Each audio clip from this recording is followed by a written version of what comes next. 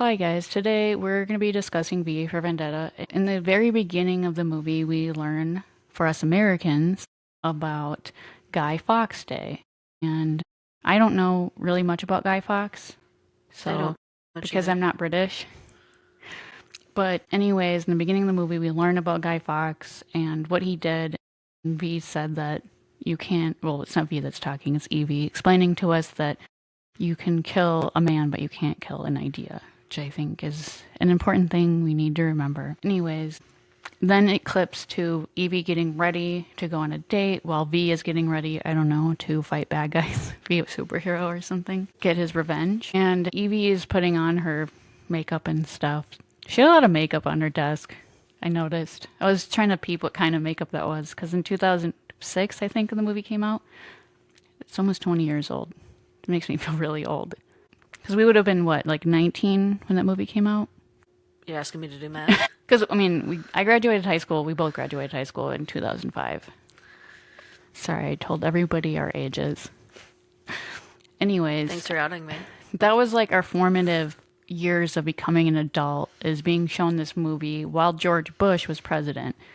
And we're like, wow, George Bush sucks so much. And we just had, like, I mean, 9/11 or War on Terror was like a huge thing for taking away a lot of our freedoms, like the Patriot Act. And I thought that was bad. Little did I know where it would end up. And this movie hits totally different now than it did in 2005 when I was freshly 18. And I understand a lot more of the political commentary that it's making. And I suppose it's the only reason why it's still so relevant is because fascism never changes. I know people hate it when I use that word, but you're just going to have to cry about it to someone else because I'm not here to listen to that.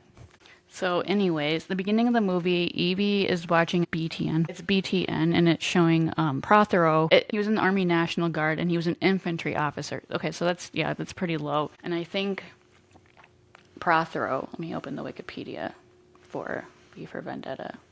Louis Prothero, the voice of fate. Wow, that's so much more poetic than Fox News and like Jesse Waters.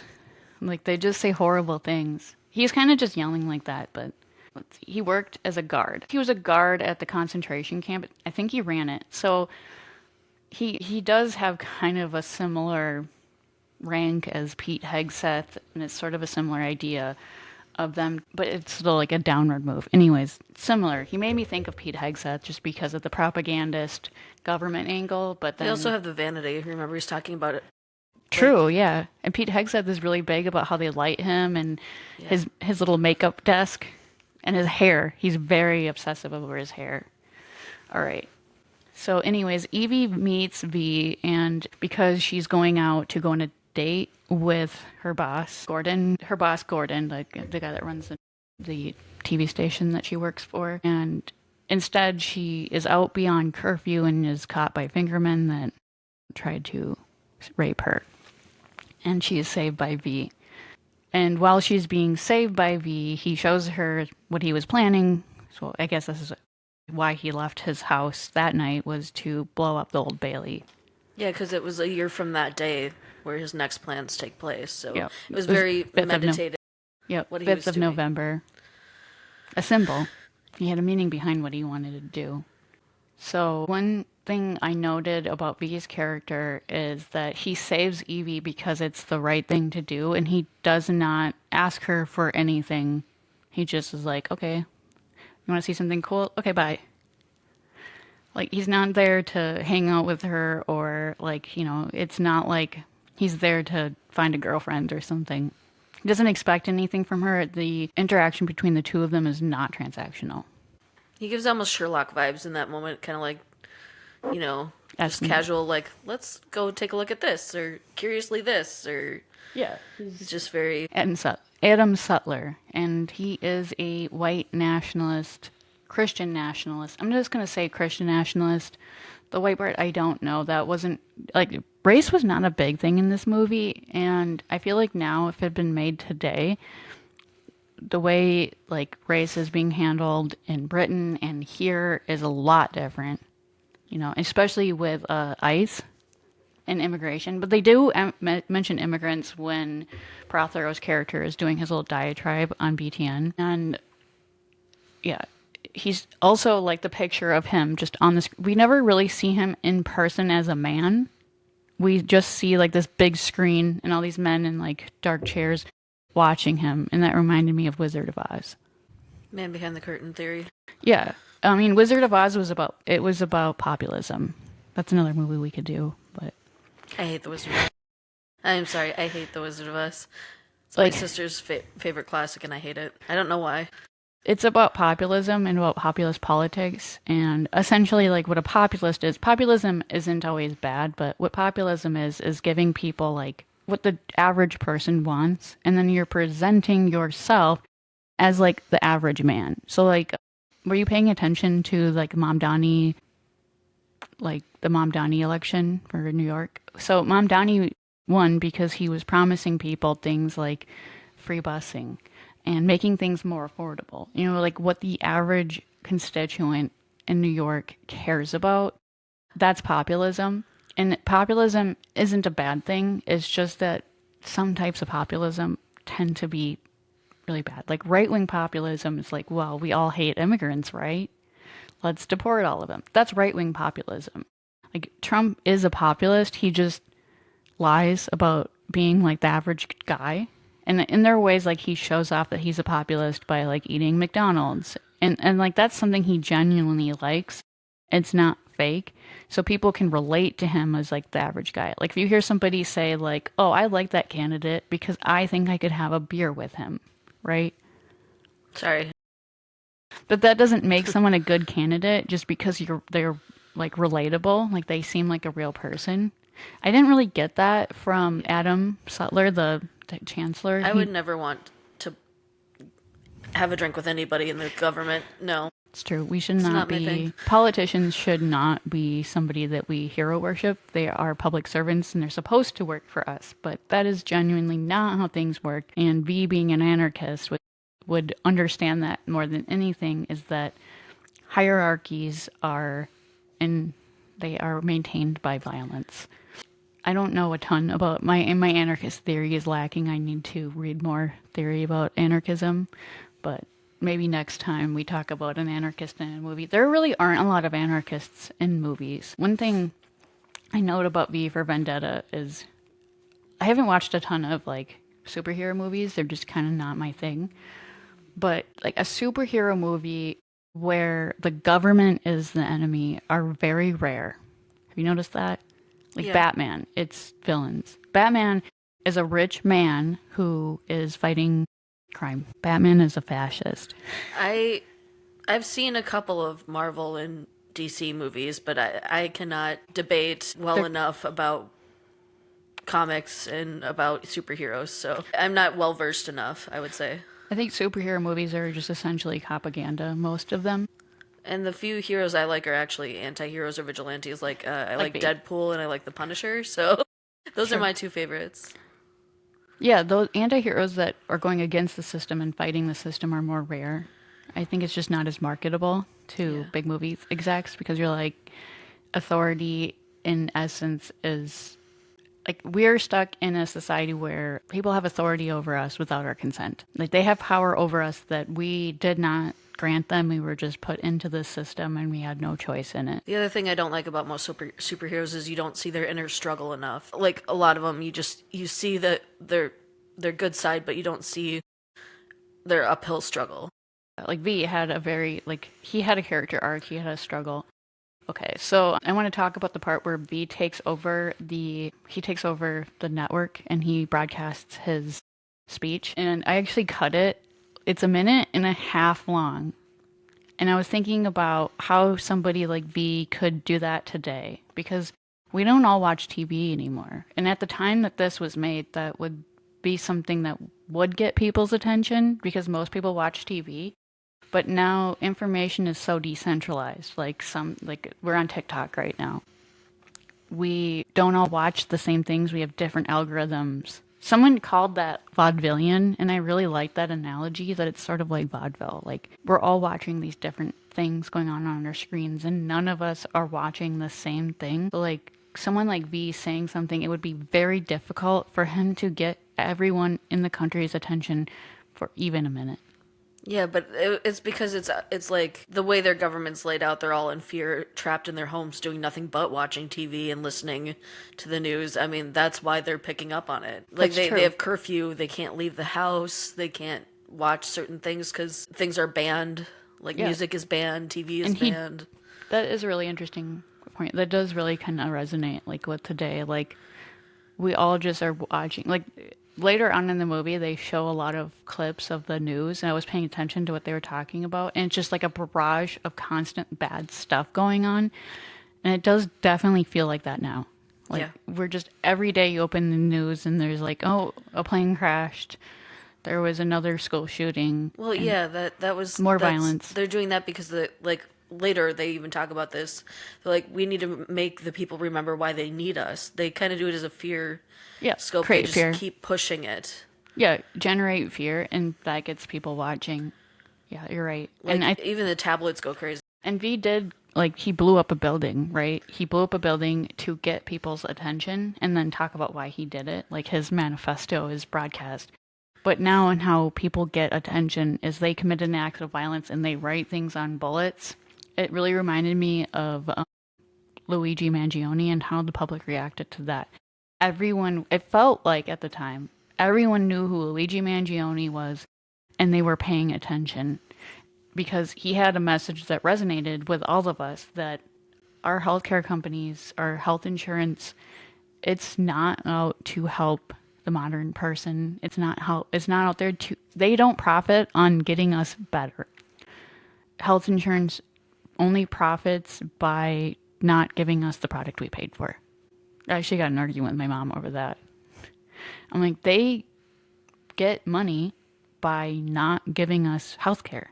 That's the only way they make money is if you don't go to the doctor, they profit. They don't give you the service. I wouldn't say product because they don't have one, but they don't make money off of they make money off of not providing you the service that you literally paid Like for. the allotted money that was funded for that goes straight to them, is what you're saying? Yeah, like if you put in for like I need a surgery or okay, I'll use a real life example here. I get a letter from OptumRx, which is owned by United Healthcare, by the way. Fuck you, OptumRx. I hate you. So OptumRx sent me a letter saying they were no longer covering the medicine I take to prevent from having migraines called Ajovy because it is $800 per dose. Right now on GoodRx, I think I checked it was $800. So if I didn't have insurance covering that, every month I would have to pay $800 to not have migraines. So they decided that wasn't worth it. So they stopped covering it. Because me paying $100 or whatever per pay period or per month, I can't remember what my premium is, paying my premium and then not giving me the product or the service I paid for, it's more lucrative for them. They get all that money to themselves then. So they And get you money. suffer. They get while money you for us suffer. not going to the doctor because we can't afford it. Well, like ambulances is another perfect Yep. example. Yep. There's a lot of people I know who just say, you know what, don't call an ambulance. Like if something happens, call my emergency contact or just, Yeah, exactly. you know, just don't call an ambulance. So I'd say the closest person we had to V was Luigi Mangione. They did get very scared, though, the way that people reacted to the healthcare CEO being assassinated. They get really scared because everyone was united on that. I remember agreeing with the Republicans on this. There are very few people saying that it was evil or bad. Very few. People were celebrating. They didn't know who the CEO of United Healthcare was, but everyone innately understood that health insurance sucks. And people started sharing their stories about it. I felt like something could have changed in that moment, but I guess not. Talk about the gallery of shadows. So Evie gets knocked unconscious trying to help V escape the news network she works for. And he takes her with him because otherwise they would blackbag her. Yeah. And he was thinking of leaving her behind anyways. Yeah. And she also was questioning why she did what she did later. Like, she's like, I don't know why I did that. He's like, sure you do. You know exactly why you did what you did to help me. She So knew what was going on is wrong, but she was too afraid to act. And I feel like that's kind of the space a lot of us are in right now. Like, what will it take for us to act, on, like, what will we have to see to act? You know what I mean? Like, I thought about that a lot. Like, when we're watching people being taken away by ICE on our phones, you're a spectator, you were powerless to do anything. It has already happened, and you can only observe. But when it's happening in front of you, you have that struggle of, do I get involved and try to do stop I them? record this? Do I say something? What Yeah. do I do? Am I How going to can be I like a spectator and just record on my phone, which is still important. I don't think that I'm not going to how talk can shit I about. or you know, Yeah, I'm not going to talk shit about anyone who is recording what's happening because it's important to remember what happened and to like archive it for the purposes of history, because one of the favorite things of fascists is that they erase history, and we see that in V's little gallery of shadows, all of this art that they erased. And they're doing that right now. They've been doing that again. That was really scary to see that. I think there was I'm gonna have to look this up again, but I believe, I think this is also this movie. Those of us who are old enough to remember, like, a lot of this stuff stuck in my head as a young adult, and I didn't like. I don't like think about it like, oh, that's what happened in V for Vendetta. It's just like an idea that sticks with you. Like, when people start erasing history, you need to pay attention, right? well, it's also It's a like common it's trope. like 1984 was a big book for this kind of stuff. We've It's been just taught things these that stick lessons. with you. These are stories that stick with you. You're right. We've been taught these lessons over and over again by like Orwell, by Handmaid's Tale. That was a big Margaret part. Atwood, yeah. Yeah, Margaret Atwood. Thank you. There was a museum, I think. Well, like the Smithsonian, for instance. I don't even have to look that up. Even would you say Brave New World would be one? I have not read Brave New World. I didn't finish it. I So got annoyed by the main character really. yeah, I got. It was weird. I can't stick with classics that long. Yeah, it's a short book. I might have to listen to it, but I think there might be a movie version too. We could do both if you want to. So, anyways, the Gallery of Shadows, V has kind of rescued all these things from history that have been censored. And I found that really interesting because they're trying to do that now, but we kind of live in a different media environment than was depicted in the movie. They didn't really know a time where we would all have cell phones and the internet.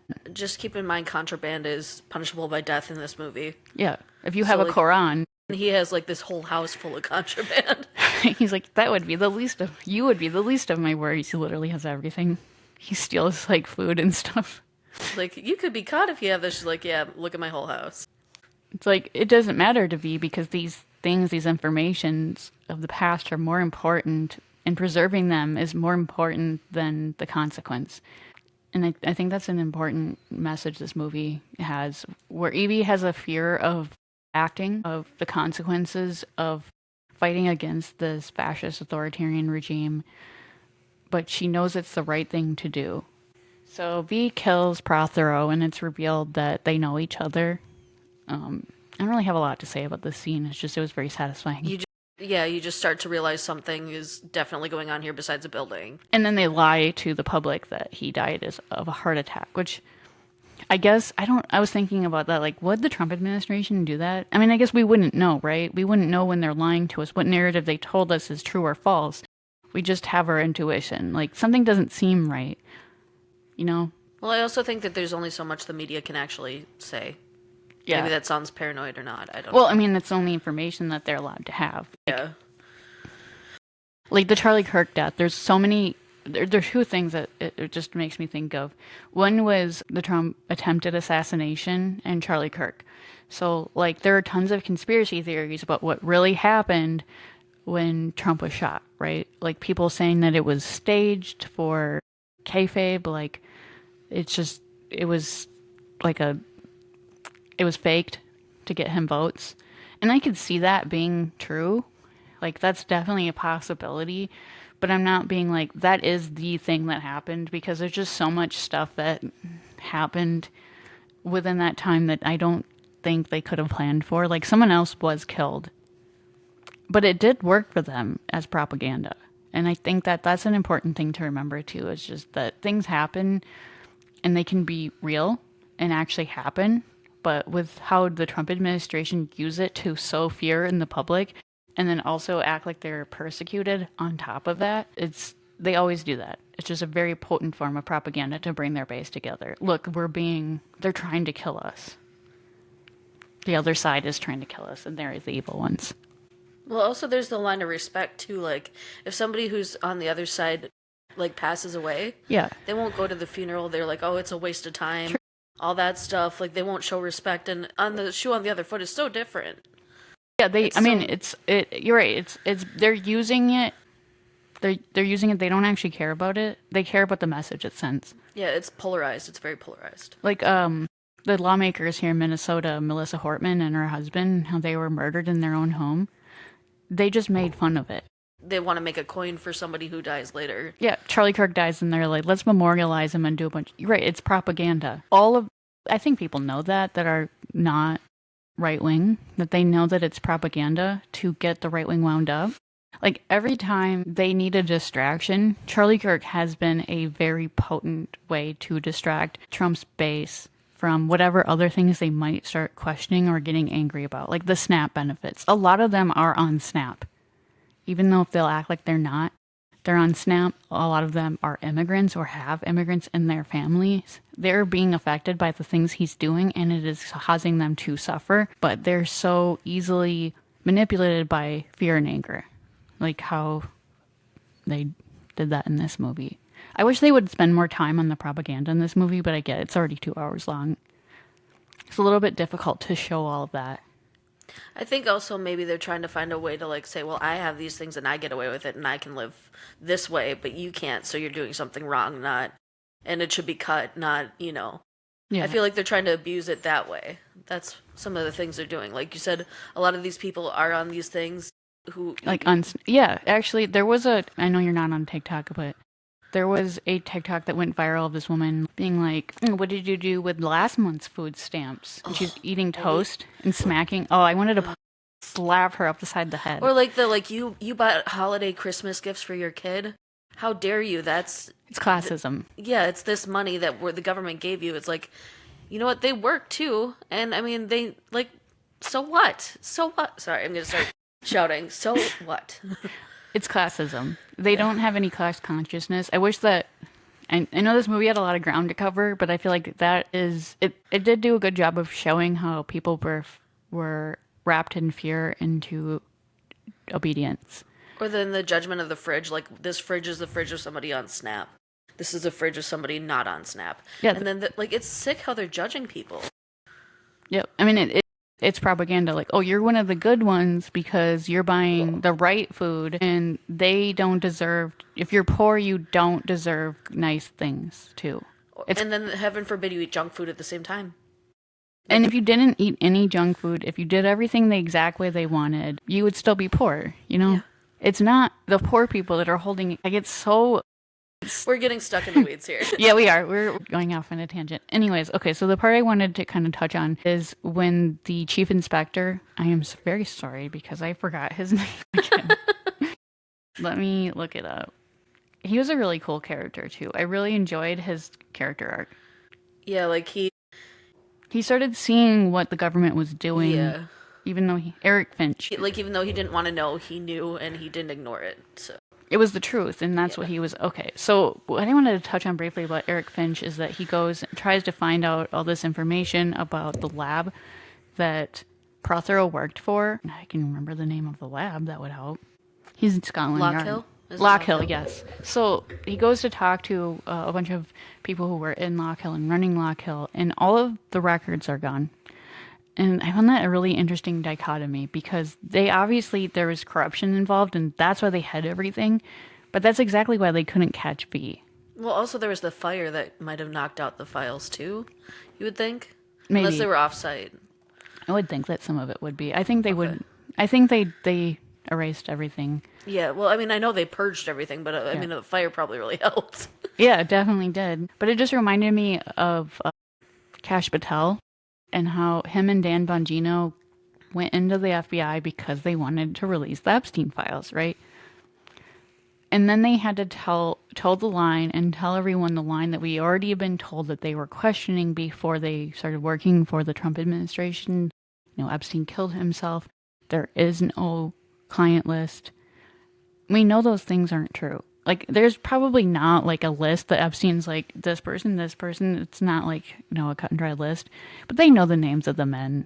They know because Epstein recorded all of them. It's in Virginia Giuffre's book. And unless they got rid of those tapes, all of the people that did those things are on there. And they still have not been held accountable. Well, I mean, they were there for the conversation, too, in that room, so. The what? They were there for the conversation in the room with the list.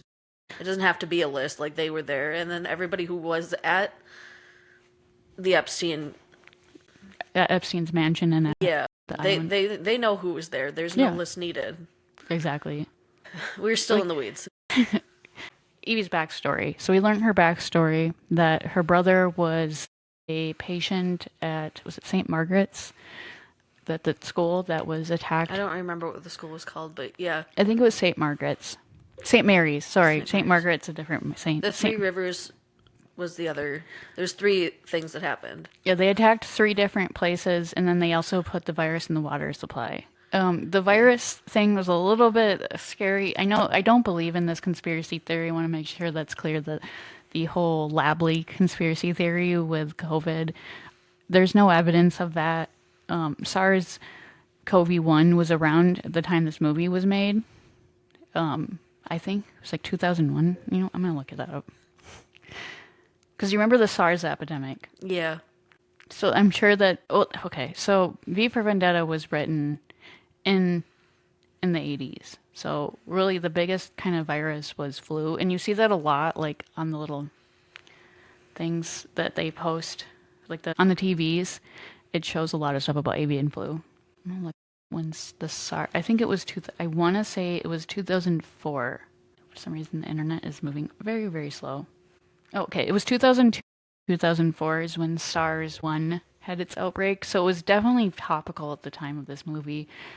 I, again, have not read the comic, so I have no idea if that was something that was in the comic or if they changed it. I'll have to read the comic. But it's almost a parallel in some ways of just scary thoughts to think about, to contemplate. Yeah, like something that scares people, something bad that happens, disease. And I mean, that's something that's happened throughout history. Warfare. Yeah, diseases, warfare is a scary concept. And I mean, we lived through it in 2020, and there's a lot of parallels to 2020 in this movie and how people behave. It was there was one more thing I wanted to talk about with Evie. One thing she said that really stuck with me, that her parents were fighting and how her mom wanted to leave the country, but her dad didn't because he said that they would win. And she said like it was a game. Yeah, that was pretty heart-wrenching. Yeah. And that's kind of how I felt, too. She was probably like, I couldn't even imagine being that little kid. Like, I think we were all kind of feeling... Like, they talked about her watching her parents on the TV, being worried that they would disappear. And they got erased by the black bags. Just like that terror while she's hiding under the bed and holding her teddy bear. And there's probably a lot of kids that are going through that right now. Yeah. Their parents are being taken by ICE. And they said they wouldn't do that, but everything they said they wouldn't do that was bad, we have seen them doing it, and potentially worse. So Evie offers to help V because she feels remorseful that she didn't do enough. She's just sort of been like coerced into compliance by the terrorist government. And V, she doesn't want to feel afraid. Like, she wants to be able to act without feeling afraid, and V is. So she offers to help. So that's when she goes to the priest, and I have to get his name. Can we just call him the priest and keep... He was creepy. He doesn't deserve a name. Yeah. Well, okay. Well, the priest. We'll just call him that. They were all creepy. That he was so... it's probably on my notes. 1 second. Stop it. That's why they've been over there this whole time? Yes. Well, I had the pictures. I was like, I don't need this. I remember. Lilliman. Okay. The Father Lilliman scene. Again, we already talked about Epstein for like 5 minutes, but one interesting thing to note is that nobody knew who Epstein was when this movie came out. Nobody knew what he was up to. He was doing all these evil things. And the year this movie came out, 2006, was the year he was caught the first time and given the sweetheart deal. That's alarming. I didn't clock that.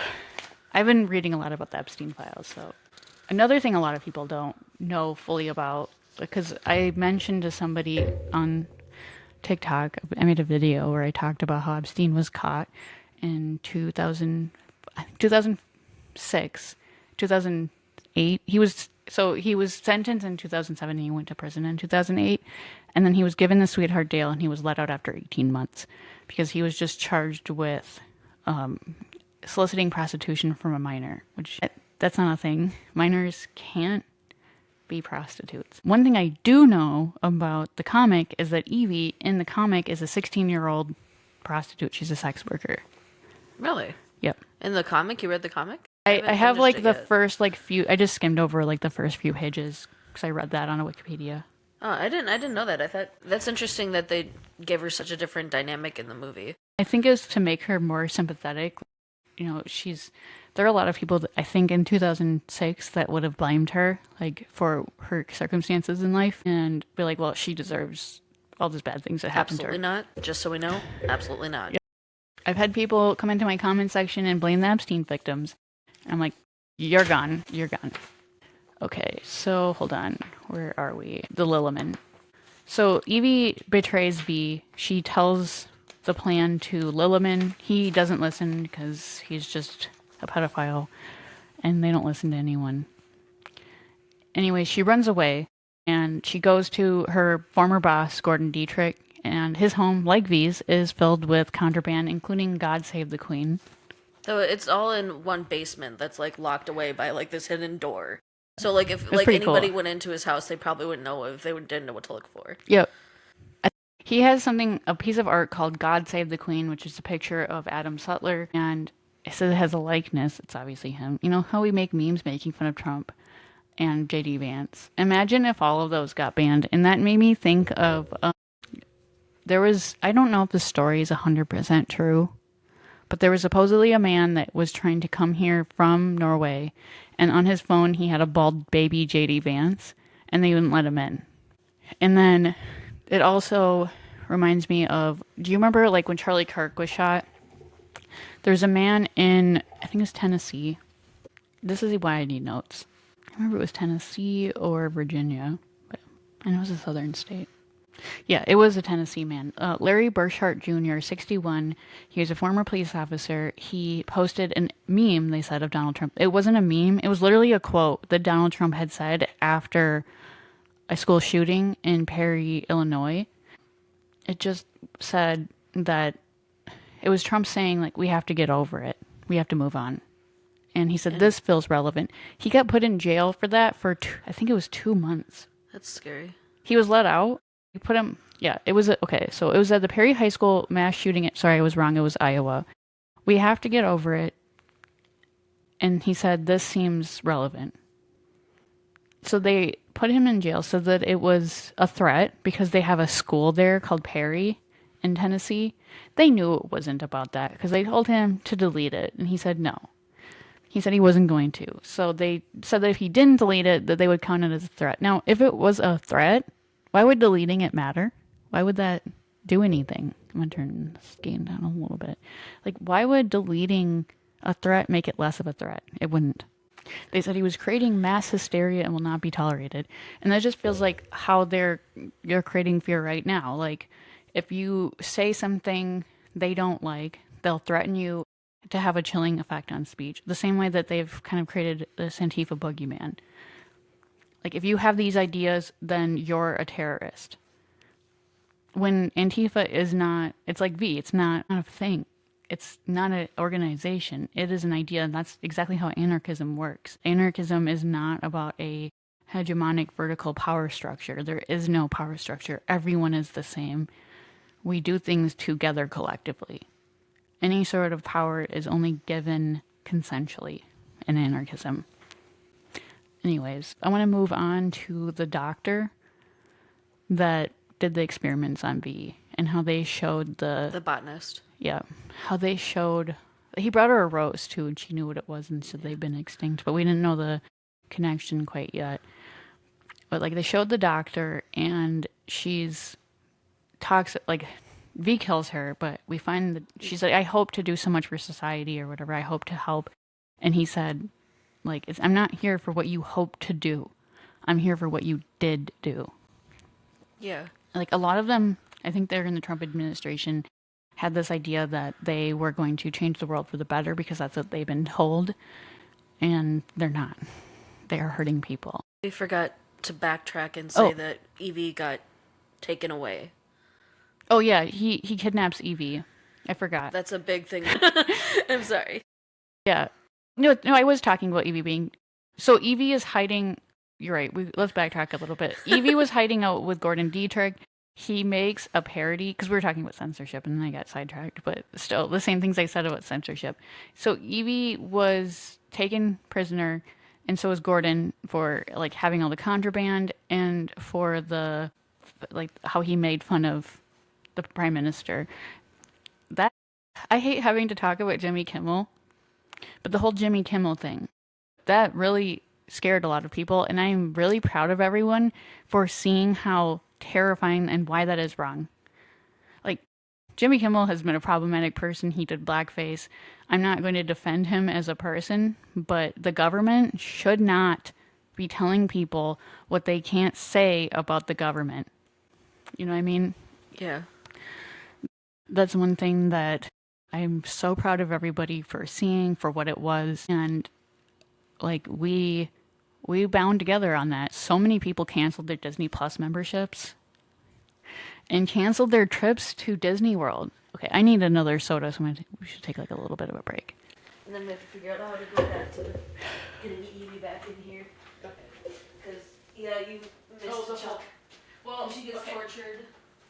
Yeah, after they got captured. We're getting to the middle part of the movie. Yeah, I'm just clamming up because I didn't know we were going to talk this much politics for some reason, and I don't know why it didn't occur to me. Well, don't worry. I'll explain politics to you. I love you already are. What's up, chat? Anybody here? We can make jokes. I always do that, even when talking about people dying. Okay, where were we? We were talking about how... Let me gulp soda. Okay. Sorry. This part will be edited. Don't look away. Just like put like a paper over your... Okay. You're actually too high for your camera right now. Okay, you're good. Alright, you know what? I'm just gonna look at my notes instead of clicking around the PC. Stupid ass TikTok. I will have to edit this later. That's fine. We've rambled a lot. You know what? That's fine. Yeah, I mean, like, that's what editing's for. Exactly. You know what? A lot of podcasts are pretty rambly, and I enjoy that. Like, most of the time when I have a podcast it's not on... scripted, so... That's, like, the perfect way a podcast should be. Like, if I'm listening to a podcast, I'm just, like, kind of chilling and, like, I'm doing something. I want background noise, and that's kind of how I want our podcast to be. Like, when I'm ruffling around with papers, I'm going to be taking that out. Oh, damn. We were talking about her parents, and there was a note I had on there. Okay, yeah. Let's talk about Evie's parents, because we're talking about Evie being taken prisoner, and I think that's an important part of Well, her we already character. covered it. It was just the fear and lack of acceptance from others, and cuts to human resources made them want, like... So my note was, compared to nowadays, similar to the movie The Citizens. So, like, when we were talking about Evie's parents wanting to leave, similar to nowadays, when citizens were wanting to leave the country for fear of lack of acceptance in others, and cuts to human resources and losing their rights, and immigrants being deported, that's similar to the black bag and ice scenario that we're going through. Exactly. A lot of people are self-deporting, but if they don't have the resources to do so, they can't get to safety. Yeah, and Scary it's stuff. like it showed a protest on the TV, but then just escalating from there. A lot of people I see, thanks guys for the likes. A lot of people are joining actually from our videos. I don't know if you joined from the V for Vendetta video, but welcome. So, all right, where were we? We were on Evie being taken prisoner. So after Gordon does his parody, I love the British humor in that with I forgot what that song's called, but I love it. And like chasing the bees around. I actually had a note on that one too. Yeah, when we talk Let me see about if I that. can find that. Bear with me a second here. So, say this. The news is rigged to control the public, right? We know that throughout the film. And though even here you're seeing while they're watching it, they weren't buying everything that was going on in the news. And he made this parody where, like, they faked the death of V because, like, they actually showed a death of V earlier in the film. so people thought he was dead.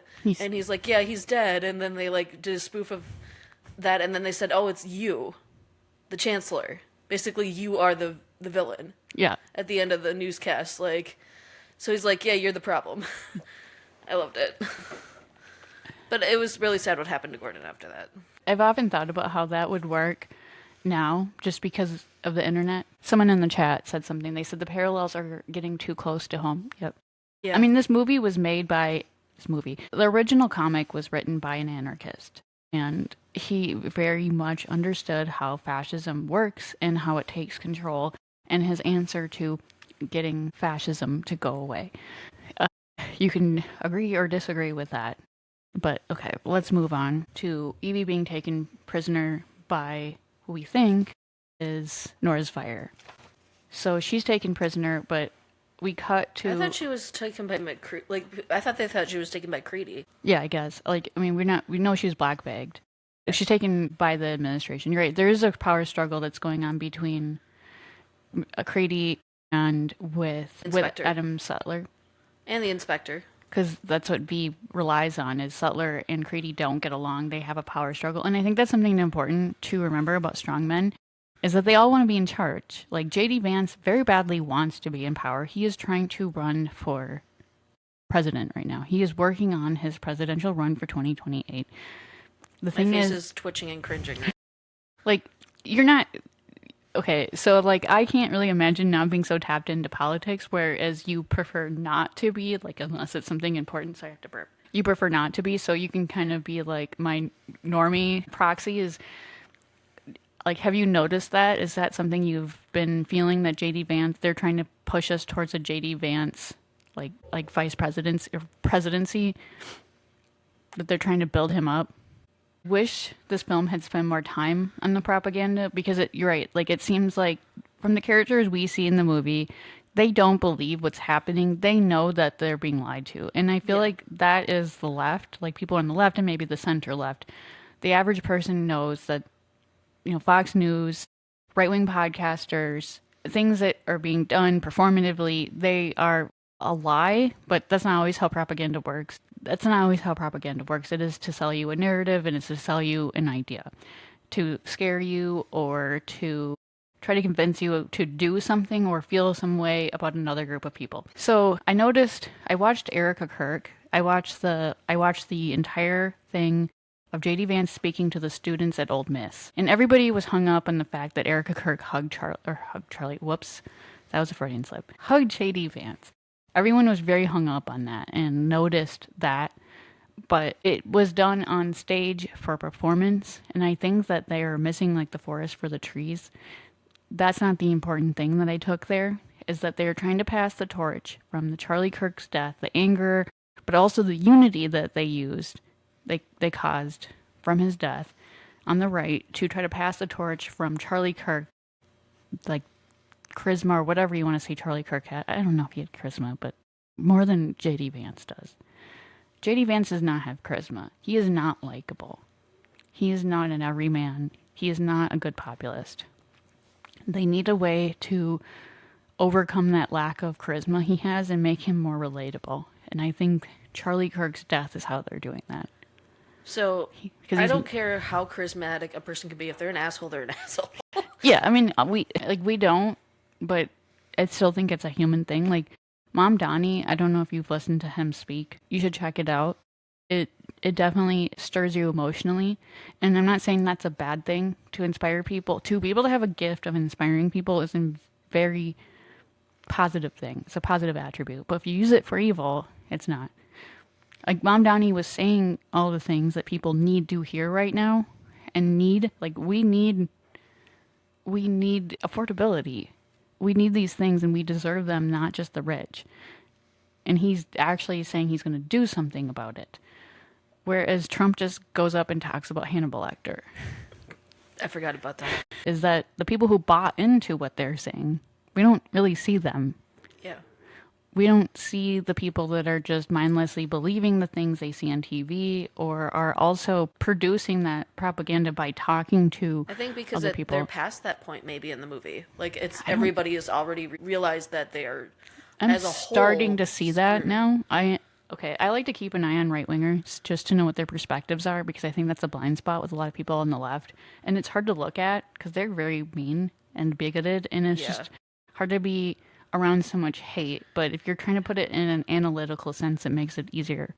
This is a scenario of like in the dystopian that maybe everybody was like everybody's scared at this point. Nobody wants Was to act spared. out. We all know that it's Nobody was wrong. spared. No side was spared. The only people who are benefiting at this point is the chancellor and Creedy and specific people in power. Yeah. Well, I mean, that is how things are now, but people don't, that people don't believe that. Yeah.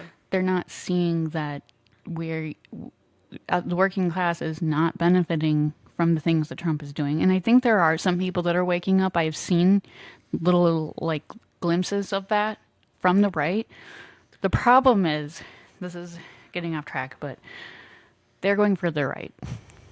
I think they're afraid to admit that they are wrong, they made a mistake, and that Yeah. they don't want to backtrack. Again, like back to what V was saying in his first speech, he's like, I know why you did it. Yeah. You're right.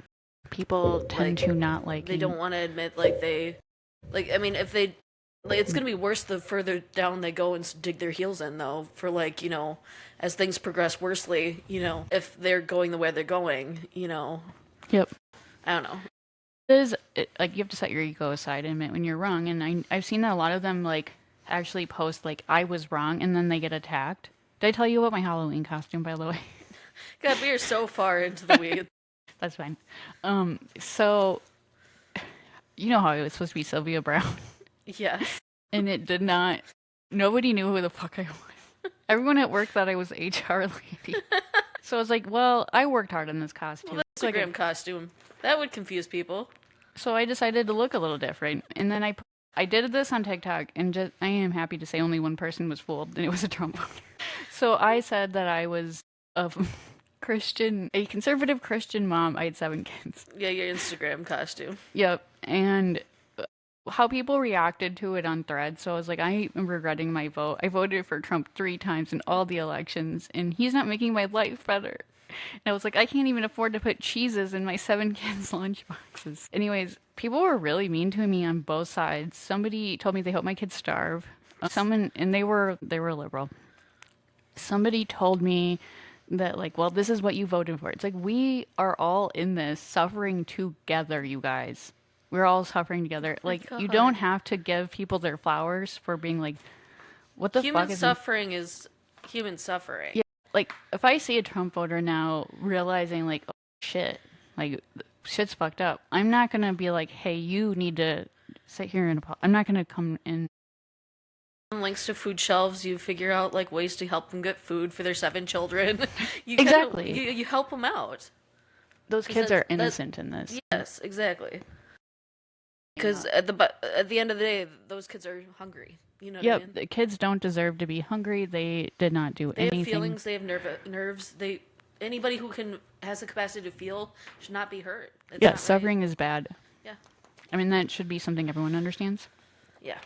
Okay, so while we see Evie is taken prisoner, I have in my notes talking about the facility. So I'm thinking that happened before, but let's talk about the facility anyways, because so actually I think the facility thing is before Evie is taken prisoner. We haven't talked about the facility, have we?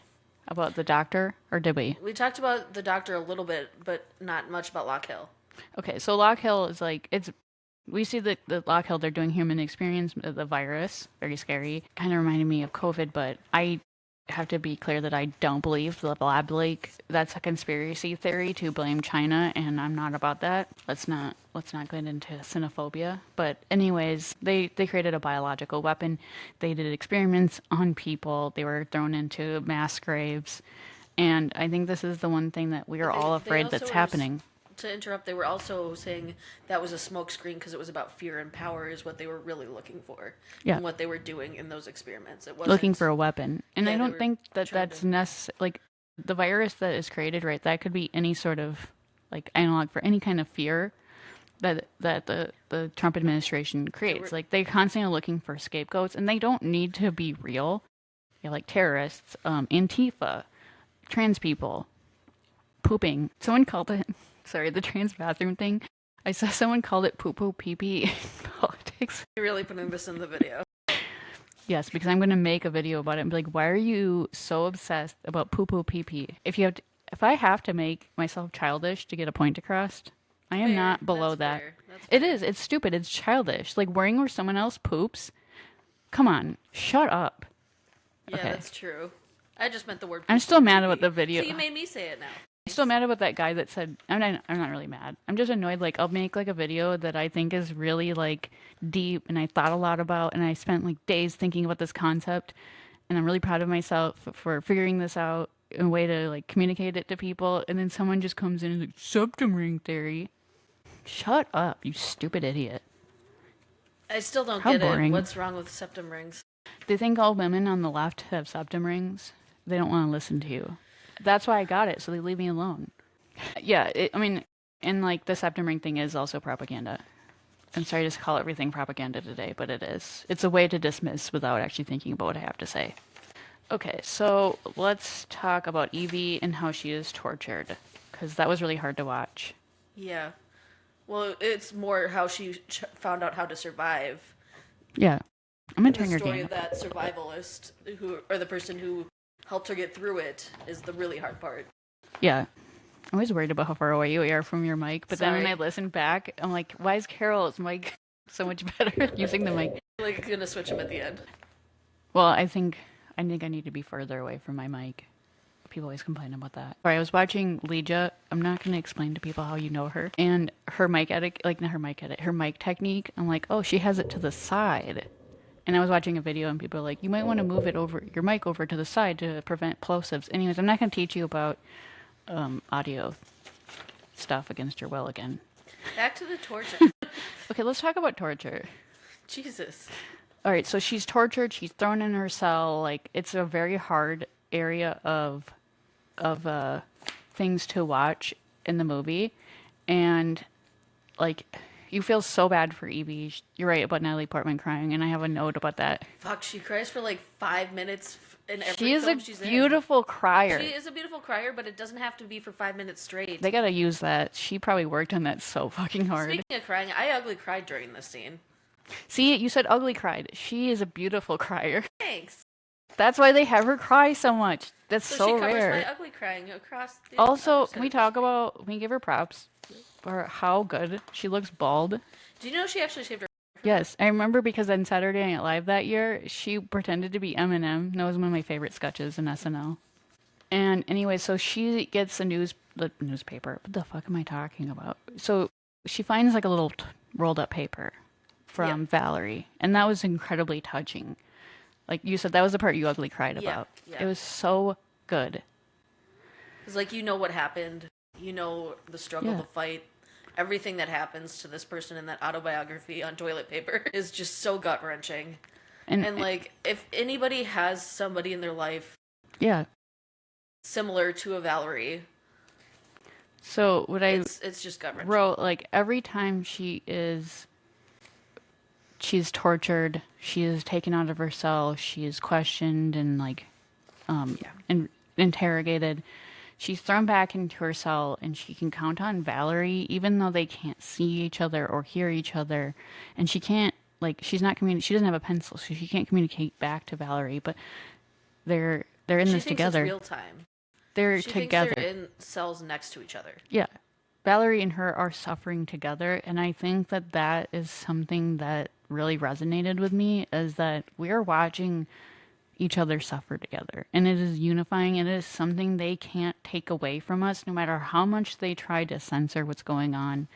We all know someone that is suffering because of what is happening, what the Trump administration is doing, and whether we choose to look at it or not. Like, okay, I'm gonna get a little bit personal, but like, my sister that is trans, and she's very worried. I think my mom talked to you about this, but my mom is a Trump supporter, and she supports what's going on while they are hurting her own daughter.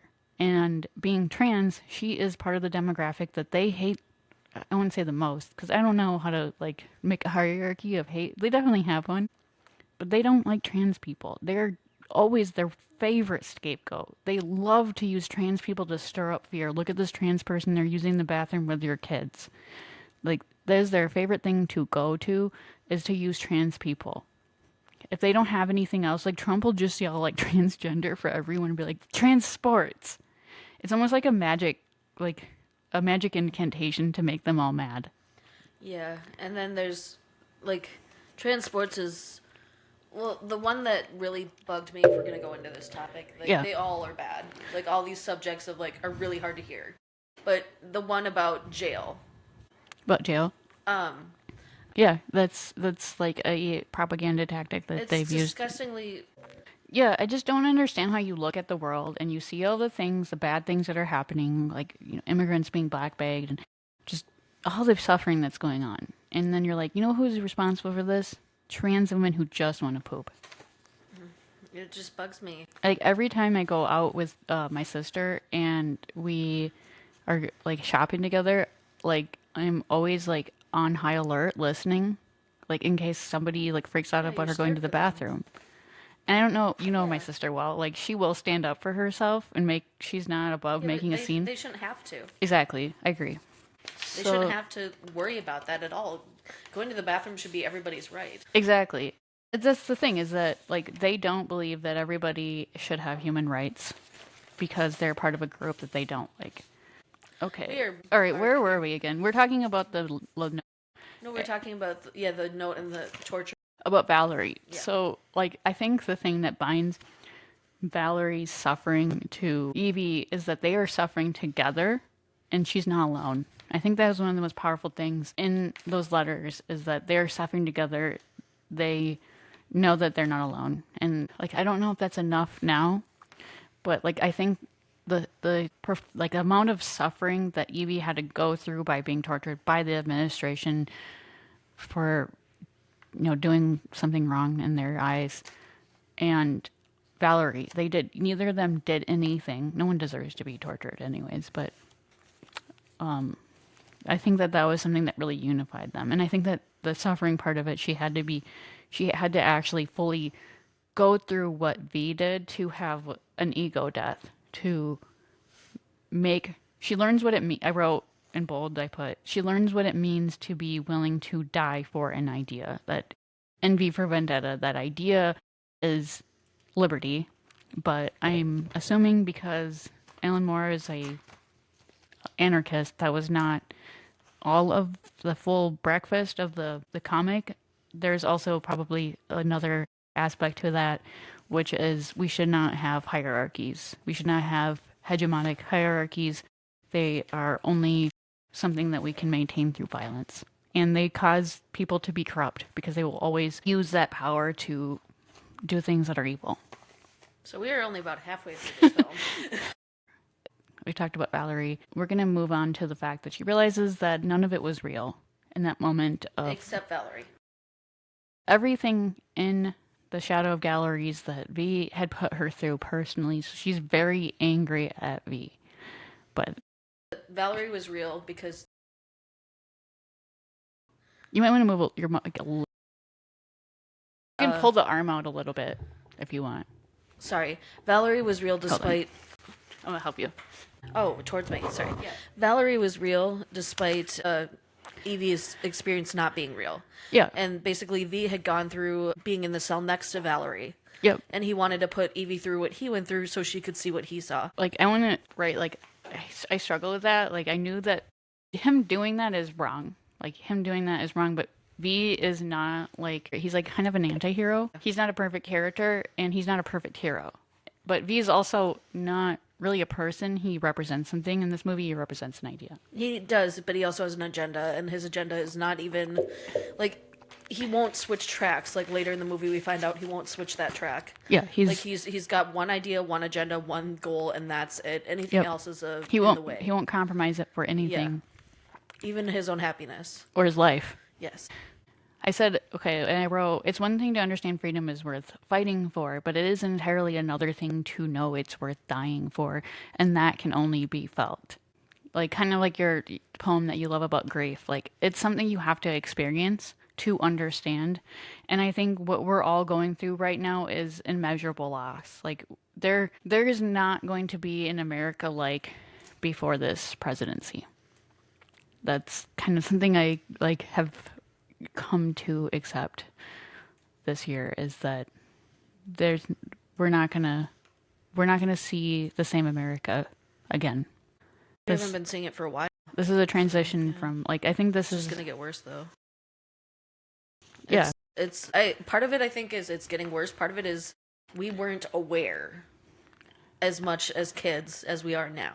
True. So it's both of those things combined. I've been reading a lot of like history too and just seeing like kind of the history of what brought us to this point because so many of these men that are in power right now were inspired by other men that had the same ideas.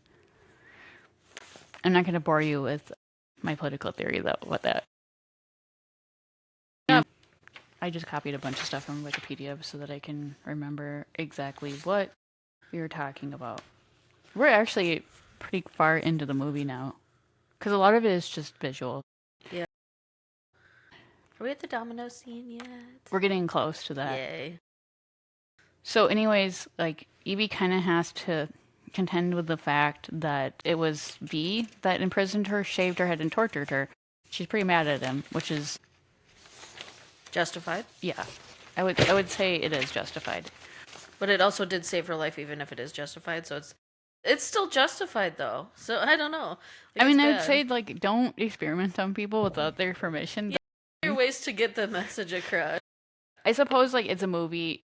They only have 2 hours to tell us a story and have a character arc. Which means they have less time to tell her the story. And like if Evie was taken by Creedy and then like V saved her somehow, it wouldn't be the same. And like having her read Valerie's story.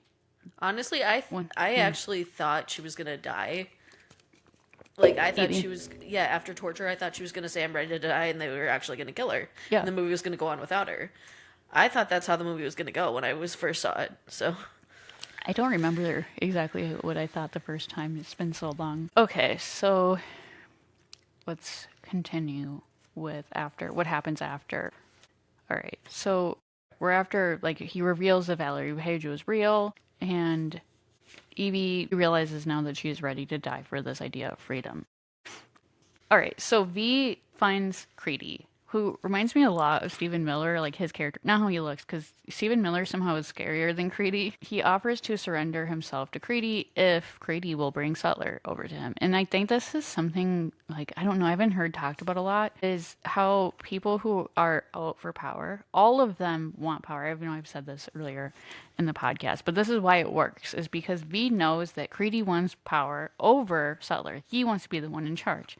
And I think all of these men that are hanging out with Trump has elected and appointed all of these people into his like little cabinet because he thinks they're yes men, right? That he thinks that they are loyal to him and that they will do what he asks. They have the same vision of the future as he does. I don't know if Trump really has a vision anymore, actually, to be honest. I think he just doesn't want to go to prison. But he doesn't want people to stand in his way of doing things like the last time. Like he had Jeff Sessions. There's people he's try to put into jail because they were like, you know what, this is wrong. So he's looking for loyalists. But I think in his plight to look for loyalists, he's going to find people that act like loyalists, but they actually just want power. And they want him gone. One being J.D. Vance, who killed the Pope, by the way. I feel like the odds are stacked. Like he's not stacking his deck with people supporting him. There are people that are power hungry who will just I don't know. Oops. Just the minute they get the chance for more power, we'll see. That's weird. Sorry, I don't know if it's connecting to both mics or if it's just connecting to mine. I hope it's connecting to both. It's okay. At this point, we have to just keep going till the end. Let's just finish it. Oh, it's just picking up your voice on my mic. Try talking into your mic. Hi. Try talking into your mic. Oh, I'm mic 2. Hi. Sorry, we had to do a quick mic check there. Nobody's watching us anyways. Because we're right across the... I don't think we had a problem with this last time, to be honest, so... Is this 1 and 2? I don't know. Okay. Alright. So we were talking about Creedy. Yeah. So Creedy is willing to take out Sutler for V and is willing to meet him in the train station and let him kill Sutler, which was very, very satisfying, I might say. But the thing that I really want to hit on is that one scene when V sends out all of the masks to the public. I remember that scene. And I've been thinking, like, I made a TikTok about it. A lot of people probably are here from that actually today. But, like, I've been thinking about that scene since Trump took office, to be honest, and started doing all these things. And that was really on my mind in 2020, especially. And a few of the comments people were expressing doubt that if, let's say, ICE, because that's the only analog we have right now, say ICE killed a little girl. I think that's actually I think ICE has killed people. I don't know if they've killed a child. I haven't heard anything about that. We would have heard, probably, you'd think. And somebody said that they just can't see ICE killing a child mattering enough for people to do what they did in the movie. I don't know. I don't think that's true. I think people would react. Yeah. I think people would freak out. Like, I don't think we expected what happened in 2020 after George Floyd to happen. So many people got angry in 2020 and took to the streets instead of staying at home. Like, there's so many parallels to this movie in 2022 because the virus that we see in the movie, people are scared of the virus and they stay in their homes. And then we're all like just watching this spectacle happen around us and we're powerless. And then we see George Floyd suffering on our phones and we realize that we are not powerless and that there are more of us than there are of them, and people took to the streets and it lasted a long time and they burned down the police building. I kind of wonder if that was inspired by that, but it was probably anarchists that did that. That's a very anarchist thing, to destroy property, because property can be rebuilt, people can't. And it definitely got their attention. They were very afraid of us. And then the National Guard was sent out. So I think people can still be spurred into action by seeing such a great injustice. And I don't think we will know what will do that for people. Like, Sandy Hook didn't. There were kids that were murdered. Uvalde didn't. People were mad. People were really mad about it. Okay. I'm so tired. But the little girl thing, I just 3 don't. 3 hours of sleep was not enough. I don't see that. I'm skeptical that would be a first domino, but I'm just thinking about like all of the things in history that were like that domino. There was all this Well, I mean, stuff in the that was movie, set that up. was the first domino, I would say. Yeah, that's exactly what it was. But like, we don't know what our domino is going to be, and I think that like we can't really Unless expect it already it. was the domino. What? Unless we already had the domino. I think there would be multiple dominoes. I don't I think there think can George just Floyd be. would be the first domino. Yeah, That was I think that was the first really big moment for me like that went around the becoming world. going from being liberal to leftist, like where I realized that police are not here to help us in any capacity. They're there to protect capital, because I just remember feeling really scared and upset, like all the destruction, like Target got looted, but like you see people who are hungry and they did not have food, and that was an opportunity for them to get food, and that's not a bad thing because Target can recoup their loss. Who cares about Target? Sophie, my sister, was not able to get medication, and that did help. That hurt her community, but there were so many people that were offering help too at the same time. It brought the community of Minneapolis together in a lot of ways, and we kind of moved away from that. And I think that what Trump is doing now is sort of punishment for what happened then, because we were being naughty, according to him. We're a bad girl, according to Tucker Carlson. Ew! Don't ever say that phrase. That's gross. Did you see that speech he gave? It was really creepy. I don't want to talk about it. Just say we need to keep an eye on Tucker Carlson. He's going to be our new He is our Prothero. You sure he's not the priest? I don't know. He has been talking with the Epstein files. I don't think he has any involvement with Epstein. He's weird though. He's okay. Before we get too far off track, we only have an hour and a half right now recorded. But Tucker Carlson is a white nationalist. He is anti-Semitic. He keeps it under his bow tie, because he doesn't wear a hat. I was going to say he keeps it under his hat. He keeps it hidden. He is very careful with how he words things to let other, people who are, let's say, anti-Semitic know that he is one of them. But he knows he's smart enough to not say it out loud. But did you hear about him having Nick Fuentes on his show? I don't even know if I can say that name on here. I got in trouble twice yesterday for saying his name. Literally, that's They took my video down for him. Certain of Why it don't now. we not get the video taken down then? Okay, we'll call him Nicky F. You know who I'm talking about. I think I explained this to you before, but we'll call him Nicky F. He had this guy Nick on his podcast. He's a Nazi.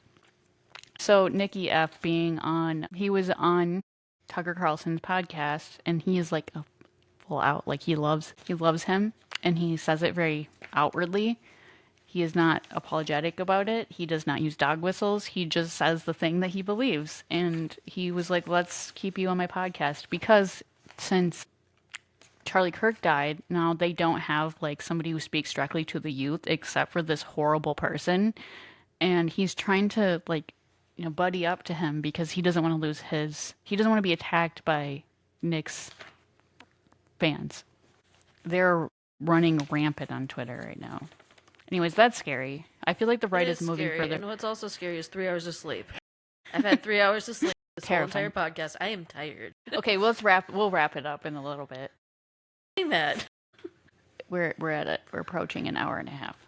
Okay, so the Guy Fawkes masks thing is like the domino. All right. By the time I get to nap tonight, it's gonna be 5. And then at the very end, after killing Creedy, that was also incredibly, like, I needed to see that. Yeah, that was so needed. satisfying. That was needed. There was need for that. So he also, I don't understand, like, he had like a armor from the night that he was fighting in his. Remember the fake night? That was cute. In the room because he likes what was it? Count of Monte Cristo? Yeah, he likes the Count of Monte Cristo. So he was fighting his own knight when Evie walks in on him and she's like, put the sword away. So I like how he's a superhero, but he's kind of a nerdy guy that likes to play swords by himself. It's sort of cute. Yeah. I mean, passes the time, I guess. But anyways, he puts the shield the knight had on under like armor under his cape. So it kind of dodges the bullet. It doesn't dodge the bullets, but it slows the bullets' projection into his chest when he's fighting all those guards. Uses it like a bulletproof vest. Yeah. It doesn't work all the way, but... And also, like, it doesn't cover his arms. It doesn't cover his legs. It doesn't or his neck. Yeah, no. Did you know that he wore a bulletproof vest? That's...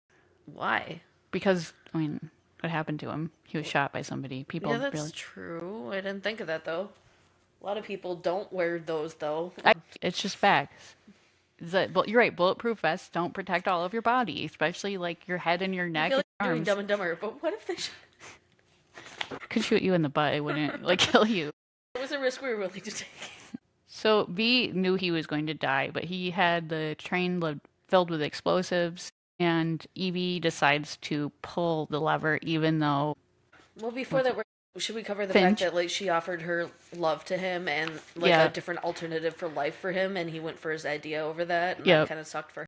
I feel like that was something I heard it was changed from the comic that I still haven't fully read, but I did read that was changed, that Evie as his protege was more like a daughter rather than a love interest, and they kind of just shoehorned that in there. Yeah. Like they could still have like a fatherly daughterly love without it being sexual. Well, I don't think it could have been either way. V kills Creedy. He kills Creedy, returns to Evie, dying in her arms, telling her, he professes his love. And anyways, and another thing I found really interesting is that Finch has now kind of been completely disillusioned from Norrisfire and realizes that everything that he heard in Norrisfire was fake, because like V had told him basically under that fake identity everything that had happened, and like he's completely disillusioned. So when Evie pulls the lever, she said like what people need more than anything right now is hope. Yeah. And that's something that's been talked about so much now, is like we have felt a loss of hope for so long, and I think that's one of the things they're trying to take from us, and that we have found in places that have made them very upset. Well, she's also fearless in that moment. Like she's willing to a gun to her and tells her to step away, and she just looks at him, and no fear in her eyes. She's like, no, I'm not going to move. Yep. Like, I mean, like, that's why she probably doesn't get shot. I mean, he doesn't shoot her. Like, normally you would shoot somebody if they're about to blow something up, right? I mean, if you're a cop, but... I think No, That like is, he was like the government at the time. I think that's what's needed for revolution, is that you have to be at that point where you're not afraid to So die. the And I, like, it's such a beautiful movie, and like it has a very idealistic ending, but like that's not how things tend to work out. Like, there's a lot of blood that's been shed to make very important change, but the other thing is she small kind of change. said he was all of us when he asked the identity of V. Yeah. He's Yeah, like, like it's an idea. Like, this yeah, is the idea of collective, a movement for collective change. Like when it showed all of the people wearing the V masks marching towards the including the dead shoulders, not ones. afraid to die. Like the girl who passed, she's Yeah. in there too. The little kid. Yep. She takes off a mask. Valerie takes off a mask. Valerie's partner takes off a mask. Like there's so many people who are like, there's so many people in there who have passed that take off their masks as well as alive. All right. Well, this is the end of our podcast. Carol's getting very tired. I am very tired. Next week, I think we're gonna do frailty. But if you guys have any ideas, too. All this aside, if you have a movie idea, drop it down below in the comments. If you have a movie idea that you want us to cover, let us know down in the comments. Let us know your thoughts about V for Vendetta, and make sure to follow. And we will be, well, I will be getting this up on all of the streaming platforms. I'm going to get it on RSS feed, so you'll be able to find us on Apple Podcasts and on Spotify eventually. I got to figure out how to do all that. But once we are on there, it's going to be No Feet and Lemonade. That's all you got to search. Please give us a review on iTunes because it will help get our podcast out to more people.